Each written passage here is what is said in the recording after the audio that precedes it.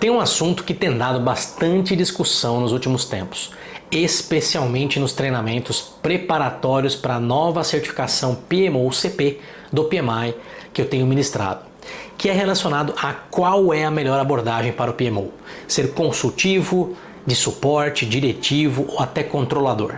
Na verdade, não tem pior e nem melhor, depende da situação e do contexto da organização. E é isso que eu pretendo te explicar aqui. Tanto quais são as abordagens, quanto qual escolher ou combinar. Então, fique comigo até o final.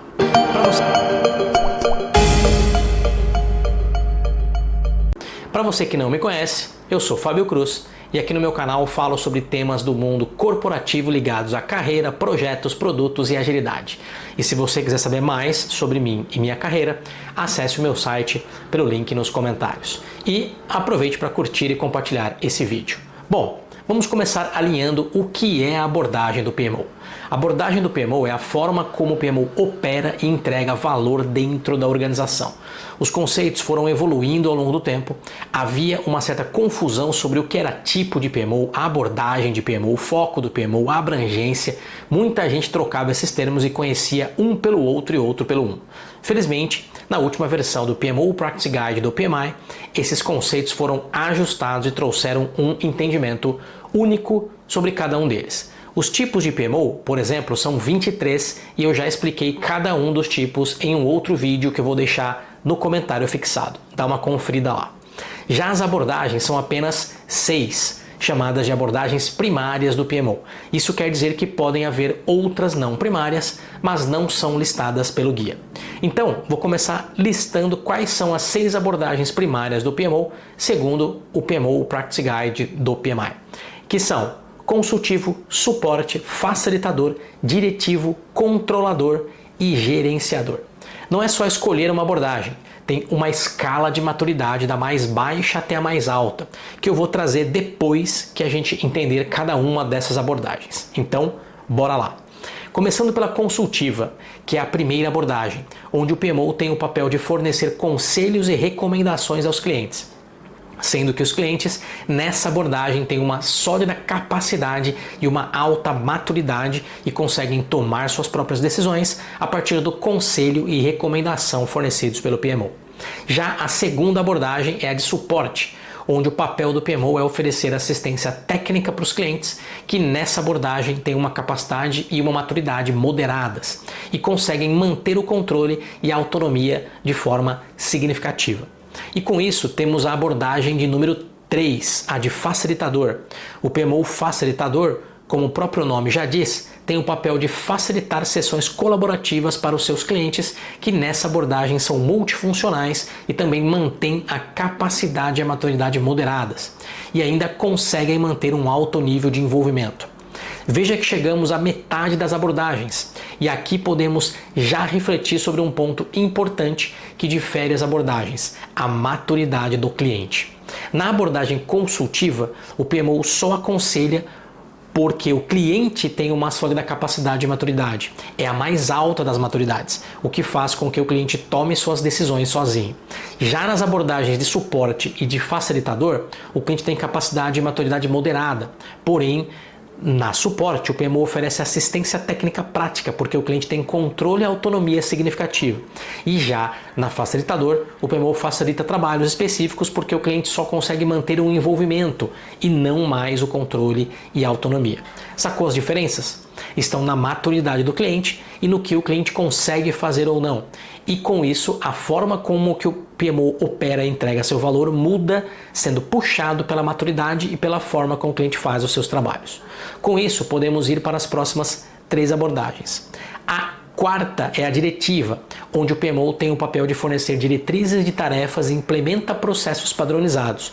E os clientes nessa abordagem têm uma baixa capacidade e uma baixa maturidade, e por isso seguem os processos e têm um menor controle sobre a execução. A quinta abordagem é a controlador, onde o PMO supervisiona e regula os processos, e os clientes têm também uma baixa maturidade e uma baixa capacidade. Porém, aparece um outro cenário ideal aqui, que são os projetos de alto risco, que nesse caso também podem pedir por uma abordagem controladora, e não somente se a maturidade ou capacidade do cliente forem baixas. E por fim, chegamos na Sexta e última abordagem, que é a gerenciador. Essa é a abordagem mais prática e operacional de todas, onde o PMO assume total responsabilidade pelo gerenciamento de atividades específicas de portfólio, programa ou projeto, gerenciando ativamente as atividades e deixando os clientes com um controle mínimo sobre a execução.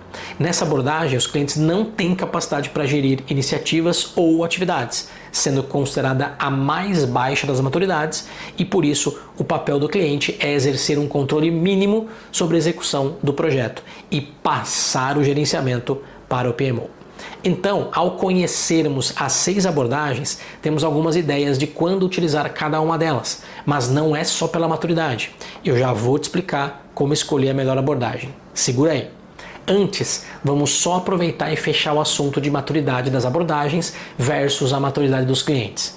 Perceba que, numerando as abordagens na ordem de 1 a 6, sendo 1 a consultiva e 6 a gerenciada, temos a abordagem 1 complementando a alta maturidade do cliente e a abordagem 6 complementando a baixa maturidade do cliente. Sendo assim, o primeiro fator para considerar a melhor escolha da abordagem é, sim, a maturidade do cliente. Porém, vem junto cultura da organização, recursos disponíveis e a natureza dos projetos que estão sendo executados. E no final, o que mais acontece é a adoção de um modelo de abordagem híbrida, onde se combina elementos de diferentes abordagens para melhor atender às necessidades da organização.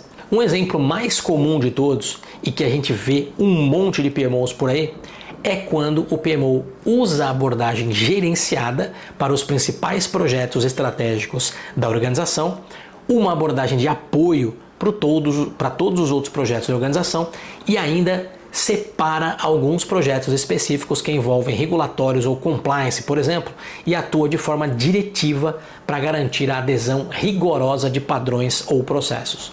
Então, no fim, o objetivo das abordagens é aumentar a eficácia do gerenciamento de projetos, alinhar o resultado dos projetos com os objetivos da organização e agregar valor à própria organização. E, claro, considerando os trabalhos do PMO somado a tudo isso. O importante é entender que a abordagem não é escolhida por gosto ou pela maturidade que o PMO quer para ele próprio. Você viu que o que mais importa é a maturidade do cliente e da organização, e não do PMO. Até porque chega a ser uma mentira dizer que o PMO tem alta maturidade se a organização tem baixa maturidade. Como assim? O PMO não trabalha sozinho e, no final das contas, a maturidade do PMO se limita à maturidade dos seus clientes e da sua organização. E para um PMO maduro em pensamento e comportamento, entender isso é 50% do trabalho, porque isso fará com que o PMO se ajuste às necessidades reais dos seus clientes e da sua organização, garantindo suporte eficaz para o sucesso dos portfólios, programas e projetos, além de mostrar flexibilidade e adaptabilidade. Junto com a combinação de abordagens, podemos combinar também serviços e suas categorias ou tipos de serviço que podem ser estratégico, tático, operacional e até quando falamos de preditivo, ágil e híbrido nos métodos de trabalho e gestão. Mas esse é outro assunto para outro vídeo. Para esse, fechamos aqui e queria te ouvir. Me conte aqui nos comentários. Gostou do conteúdo? Está gostando dessa minha série sobre PMO? Comenta aí que eu quero te ouvir. E obrigado por ter ficado comigo até aqui. Fique com Deus e até o próximo vídeo.